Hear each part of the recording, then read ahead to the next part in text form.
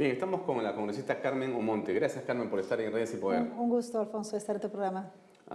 Carmen, tu primera impresión sobre lo que está ocurriendo en esta coyuntura con la esposa del presidente de la República, Nadine Heredia. Creo que Nadine Heredia, en ese ánimo de seguir apoyando a la gobernabilidad, ya desde su posición de esposa, de presidente del partido, en el mismo ánimo que partidos como Perú Posible, como la bancada de Perú Posible y otros partidos hemos asumido esos años previos de hacer que este país le vaya bien, en medida de lo posible y con todas las imperfecciones y retos.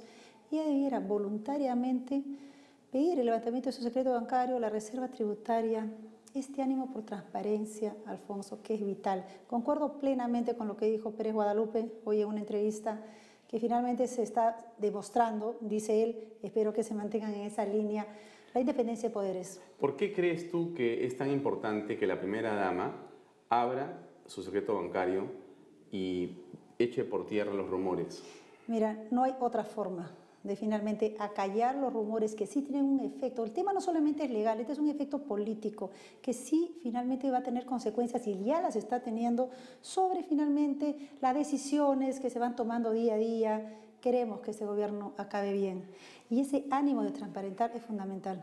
Si es tan obvio lo que tú señalas, ¿por qué es que no lo hace? Una invocación a Nadine Heredia, que lo haga. Finalmente sí es consciente que finalmente aquí no hay nada que temer, no hay nada que ocultar, que las cosas están claras, las cuentas están claras, someterse a esa finalmente decisión que va a hacer bien al gobierno, a su esposo, al presidente Ollanta y finalmente al país. Pero el presidente y su grupo político hablan de tres cosas. Hablan de una persecución, hablan de una conspiración de la prensa y hablan también de un movimiento del partido aprista o del fujimorismo en contra de la primera dama. ¿Tú ves esos, digamos, elementos detrás? Mira, estamos en política, puede haber todo eso y mucho más, pero eso no implique que uno, como finalmente responsable de sus decisiones, asuma esa responsabilidad y transparentar y acabar con la conspiración, con el contubernio, con el ruido político, como decisión personal. Como país nosotros, Alfonso, ya desde el año pasado nos estamos sometiendo a una serie de evaluaciones, se ha anunciado públicamente, para formar parte de la OCDE. ¿Cuánta voluntad política real hay para formar parte de esta OCDE si también no nos animamos a dar un paso trascendental? Lo digo porque es un proyecto de ley que he presentado en 2013 que está dormido lamentablemente, que es el de formalizar, potenciar, fortalecer la unidad de inteligencia financiera en este ánimo de luchar contra el lavado. Y lo pongo en relación porque finalmente tiene mucho que ver. El Perú es uno de los pocos países que tiene como derecho constitucional el secreto tributario. Una pregunta, Carmen, que puede ser de curiosidad, pero que seguramente los televidentes pueden estar interesados en saber. ¿Tú le das una extensión de tu tarjeta de crédito internacional a alguien para que compre por ti? En absoluto. ¿Y alguna amiga tuya que debes tener seguramente también o amigo tuyo te da a ti una tarjeta para que tú compres en el extranjero o acá? No he tenido esa suerte. Probablemente sí se den casos, no lo sé, probablemente se den casos. Entonces, mejor transparentar, mejor tener esa decisión, tomar esa decisión y finalmente cerrar, dar vuelta a la página, que el tema legal prospere, pero el tema político se solucionaría con ese ánimo de Nadine Heredia. Esperemos que lo tome. Y otra pregunta que ya es curiosidad mía. ¿En algún momento despachaste con Nadine Heredia? Nunca. Nunca. Desde que entré al ministerio, que para mí fue una sorpresa, lo asumí, por supuesto, con bastante voluntad. Creo que se hizo una magnífica gestión por el equipo que se tenía. En ningún momento despaché. La he visto, sí, en eventos protocolares, también sociales, pero en ningún momento ha tenido la más mínima injerencia, ni la más mínima intención. Felizmente no pasé por esa posibilidad. Quizá por eso no estás ya en el gabinete. No creo que sea por eso, porque finalmente yo creo que si asumía el presidente Ollanta Humala de darme la cartera del Ministerio de la Mujer y Poblaciones Vulnerables, conociéndome como finalmente me ha conocido en los 3 años de gestión como congresista, sabía qué respuesta hubiera tenido si que hubiera habido esa posibilidad de injerencia, así que no la hubo de ninguna manera. Ahora, hablando un poco de tu gestión como ministra, hay el asunto de los ya consabidos y conocidos pañales, ¿no es cierto? ¿En qué situación se encuentra la investigación? Tú has señalado algunas cosas últimamente que más bien revelan que habría algún tipo de oscuro movimiento o deseo más bien de echarte a ti la culpa cuando no solamente es tu responsabilidad, aparentemente? Si hay algo que me irrita, Alfonso, hay muchas cosas que me irritan, pero hay algo que me irrita más que nada, es justamente la corrupción. Tiene mucho que ver con esta lucha de transparentar, de hacerle frente a esa expectativa de la población de saber que se usan adecuadamente los recursos. Felizmente creo que la verdad se está abriendo paso. Finalmente hay que guardar la serenidad, la calma del caso. Ya la Fiscalía Anticorrupción ha entrado a batallar, el fiscal de la Nación también, porque hay una denuncia del almacenero que ha sido involucrado en este caso. Está la Comisión de Fiscalización del Congreso. Hay un informe, creo que no lo suficientemente completo y profesional por parte de la Contraloría, pero dejémoslo allí. Se ha acusado, creo que ligeramente, a que en mi gestión se han perdido los pañales. Hay serios indicios, y lo digo no yo, sino el procurador del ministerio, lo dice en parte la Contraloría, y tendrá que demostrarse finalmente que hay serios indicios que no entraron esos pañales desde un inicio. Pero lo más cuestionable aquí es el proceso de compras. De los pañales, que tendrán que dilucidarse con el tiempo, con un proceso serio de investigación, pero también más allá de una decisión oscura, extraña, de meter casi de contrabando un presupuesto de 50 millones para compras de bienes para poblaciones necesitadas, Pero que se metió en 2012. Estás hablando de una campaña política, en todo caso. Estás hablando de un dinero que era para hacer proselitismo. Eso es lo que casi estás compra de bienes, señalando. Creo que esa es la interpretación más natural que se podría tener de una decisión. Se tendrá que demostrar lo contrario, por supuesto. Pero eso que tú señalas... Pero así es como se ha planteado hasta el momento con la documentación Pero que eso tenemos. que tú señalas implicaría que Ana Jara fue la persona que ha metido ese presupuesto. ¿Eso es lo que estás diciendo? Los hechos son los que finalmente mandan. A finales de noviembre del 2012, la ministra en ese entonces, Ana Jara, solicita un presupuesto de 258 millones. El Ministerio de la Mujer es uno de los ministerios más franciscanos. Solicita 258 millones. Se discute, como siempre se discute un presupuesto, los congresistas hacen sus pedidos.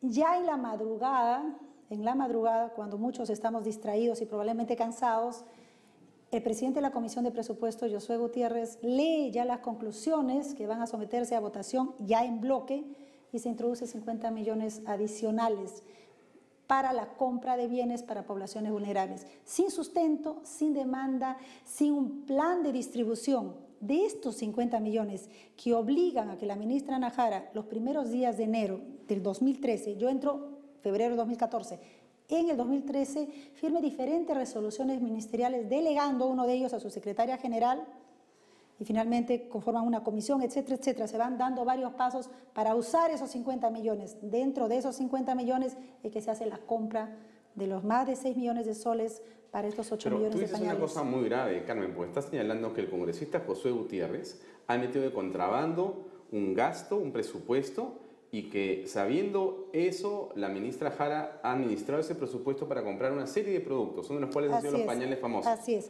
En la presentación de Contraloría ante la Comisión de Fiscalización se ha incluido un informe bastante básico que tendrán que explicarlo, de que no se compraron con los 50 millones, se compraron con 18 millones, que 16 o 17 fueron al INAVIF, que se devolvió al erario público. Eso ya nos dice que no estuvieron planificados, que se tuvieron que devolver alrededor de 15 millones al presupuesto nacional. Es totalmente irregular esa decisión y eso tendrá que explicar. Estamos el 10 próximo de junio, estamos en la Comisión de Fiscalización. Yo voy a acudir, espero que la exministra Jara también esté presente. ¿Te sientes con la conciencia tranquila? Totalmente tranquila, creo que he demostrado en mi gestión no solamente eficiencia, ganas de luchar contra la corrupción y ahí vamos a estar. Es extraño que una persona como tú, que no suele tener, creo, enemigos, no eres una persona confrontacional, tenga una situación de este tipo con Ana Jara, porque yo creo que más bien si ella ha sido primer ministro y tú has sido ministro de su equipo ministerial, debería haber una situación pues, de cierta armonía después de haber trabajado juntas, pero no parece esto. Cuando yo en diciembre último me doy cuenta que hay algo oscuro, porque finalmente al casi obligárseme que incinere los pañales, porque ese fue el inicio de todo este proceso y cómo es que yo me involucro en este tema. Cuando Badi-Gemit hace un acta de que los pañales, entre comillas, no están aptos, ya se han demostrado que sí estaban aptos, por eso se están distribuyendo nuevamente, y que en conclusión tenían que incinerarse. ahí es que entro yo a escarbar un poco, no me dio tiempo porque salí bastante pronto. Creo que el hecho que no sea yo confrontacional no implica que no tenga las cosas claras. Y si finalmente descubro algo que no es correcto, me voy a mantener, aún así me quede sola, eso lo he dicho siempre, aún así esté en el otro lado del poder. Y creo que lo que finalmente merece la población, que un político sea predecible, que sepan por quién votan, a quién eligieron, y eso es lo que cuenta. Hay una situación que durante tu gestión fue sumamente criticada contigo, que es el tema de los empleados que tenías bajo tu mando de doméstico y no habían sido remunerados de manera adecuada ni formal. ¿Ese tema en qué ha quedado? Actualmente está siendo analizado por la Comisión de Ética. Yo reconocí que no formalicé. Por supuesto que en ningún momento me siento satisfecha, pero no reconocí despido, no reconocí no haber pagado, no haber liquidado adecuadamente, mucho menos el maltrato. Creo que para la gente que me conoce, para mi vecino, para mi familia, saben cómo yo trato a las familias que trabajan conmigo. Reconocí un error, fue subsanado, como son todos los procesos laborales, son subsanados. Ya habiendo sido subsanado, ya habiendo sido archivado el caso no solamente en el Ministerio de Trabajo, sino también en el juzgado. No sé cuál fue el ánimo de haber mantenido la denuncia, pero finalmente me someto a las decisiones de la Comisión de Ética. Ya fui a explicar la semana pasada, tomará 15 días, quizás un poco más el que tomen una decisión y será el Pleno el que tenga que juzgar. Una última pregunta, Carmen. ¿Tú vas a votar por la Comisión Nadine Heredia? Hoy he escuchado las declaraciones del congresista Johnny Lescano, tendremos que tomar una posición como bancada. Mira, todo esto se evitaría si es que Nadine Heredia ofreciera abiertamente. Sí, pero si no ofrece, transparente, se tiene que investigar. Entiendo que esa posición la están tomando los congresistas de la Comisión de la UN del Ocio porque no sintieron que sus consultas eran respondidas adecuadamente. Hay que asumir las consecuencias. Desde que uno entra a la política, al ámbito público, como esposa de un presidente, pero sobre todo como presidenta de un partido político, tienes que finalmente exponerte de buena voluntad al escrutinio público y hay que asumirlo. Por lo tanto, estamos seguros que tu votación va a ser porque sí se haga una investigación y sí se haga una comisión Nadine Heredia. Internamente lo tendremos que discutir. Personalmente creo que por el bien del país, cuanto más se transparente y se investigue. Acuérdate del caso de Alejandro Toledo con Ilian Karp, que fueron a la Comisión de Fiscalización, ofrecieron el levantamiento de su secreto bancario, de sus reservas tributarias y todo se ha dado. Sí, más bien Ilian Karp sorpresivamente tomó una locuacidad. Tuvo un manejo adecuado, finalmente. Muchos dijeron que por qué lo reconocieron. No, y lo reconocieron sí, y a muchos les pareció una buena presentación. Finalmente hay que hacerlo. Estamos en política, no podemos escudarnos ya en espacios porque hemos decidido estar al servicio del país. Muchas gracias, Carmen, por tu presencia en Redes y Poder. Gracias. Bien, amigos, vamos a una pausa comercial y regresamos con más en este programa. Permiso.